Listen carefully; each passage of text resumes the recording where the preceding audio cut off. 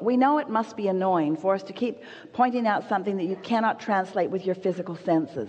And what we want you to do is to try to be satisfied with the knowledge that if I can feel it, that then I will soon see it. You've just got to find some way of soothing yourself, that since I can feel it, therefore it must be. And if you can accomplish that, the receptive mode just means you're receiving something.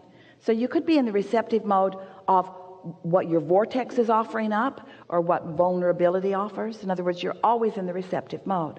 So if you just start there by acknowledging that whatever is occurring to you, whatever thoughts are coming to you, whatever manifestations are happening, they are happening in direct relationship with whatever receptive mode you're in.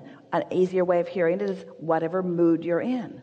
So that's elementary, isn't it? In other words, you understand that. You all do, don't you? You understand that. So now let's add another factor to that, and let's call that factor momentum. And let's talk about why momentum happens. Momentum happens because you give your attention to something. You give your attention to something, and then something manifests, and then you give your attention to something and something manifests, and you give your attention to something and something manifests. You have it so good because you're out here on the manifesting edge. You're out here on the edge where whatever you've got going on is showing itself to you moment by moment by moment by moment by moment. You have no excuse to be oblivious about what your vibrational countenance is, because the things that are manifesting around you are evidence of what it is. If you are aware of the way you feel, and you sort of kind of like that feeling, so you focus there, it will become more and more and more and more and more. You could take any thought of minor importance, and you could focus on it and bring it to a place of momentous importance, and it would manifest in this day. Every single one of you could do that with anything that is important to you. This is the power of the universe that you've got working with you. This is the power of the focus of source energy that you've got working with you. You have tools at your fingertips. You have the energy that creates worlds flowing through you, you see. You can be or do or have anything, but you've got to break it down in some way that you know that you are doing it. So we would suggest that you pick something, that is of some importance to you, and you decide that you're going to focus on it until you can show yourself in one day. You can show yourself how the momentum gathers around that subject in one day. From the point of just being able to talk about it to the point of feeling fairly good feeling emotion about it, to the point of really feeling excitement about it, to the point of it manifesting in one day. You can do that. You can do that. And you do it all the time. That's what's so funny about this conversation. You do those things all the time. You just don't know that you're doing them. And so you don't give yourself the credit of focus that you deserve to give yourself the credit of focus. Spend more time in the vortex. What do you think's in there anyway? It's really funny. Here's this vortex, all ripe and ready and really eager. Well, we are the eager ones to show it to you. And you're over there saying, I don't see it. I don't see it. I don't see it. And we say, that's why. That's why. You got to look where it is and feel like it feels. So pick any subject. Look where you think it might be. If you feel that something is lost where you stand, and you believe us at all that there is a vibrational version of you, then look in the direction of this vibrational you and describe it to us.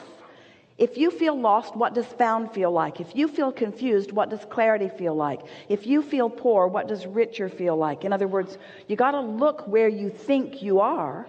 So look there and describe that for just a moment and stop the other. I've been doing this. How do I get the money out of the vortex and into the bank? When does it come to me? But you see, you can't talk about why the drought is unpleasant and attract the rain.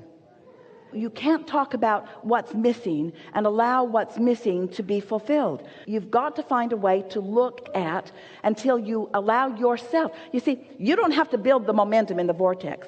The momentum is already built. You ask, and the momentum is already gathered, and it's huge and ready for you to receive it.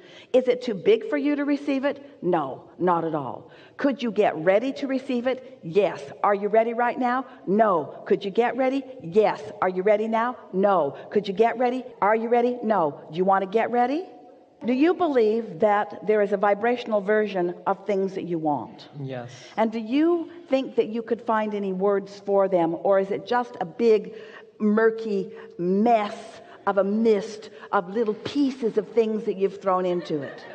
Or do you think there's anything in that that you could define and see? It isn't easy to go there because you don't have the momentum, but we promise you the momentum will come fast. You see, it's easy to tell the other story because that momentum's there. It's easy to say all of those things, but it's not how it needs to be. What's in your vortex that you would like to define? We just want you to find some simple thing that's over there, like a state of clarity or any old thing. What's there that you want? What's there that's missing? What's found that you feel lost from? What's over there that isn't over here? What's over there that you want? What's over there? What's out there? What's up there? What is it that you want? What do you want that you don't have? Pick something that you feel close to. So when you say, I want cars, or I want everything, and you say, how? Just change that one question to why. Because the why will hold you in the momentum of your desire longer. The how almost every time will take you out of it. Whenever you ask yourself for an answer that you don't have, you lose your connection.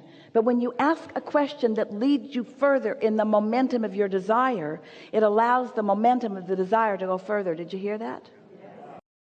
Hi. I'm so excited to be up here. Oh my gosh, so much happened this year. It was 1 year of trying to pick up momentum, turning it around, and just this year everything happened. So it was 1 year of being more in alignment with who I really am, so that the momentum, which always comes, took me more in the direction of what I wanted to be rather than in the direction of what I don't want to be. Yeah. And the reason that it was such a fantastic year is because I was aware of what I was doing. So as the momentum ensued and things were unfolding, I could feel my hands in the clayness of it. Oh yeah. Yeah. Yeah, totally. Yeah. I don't even want to talk about the year before that. Yeah.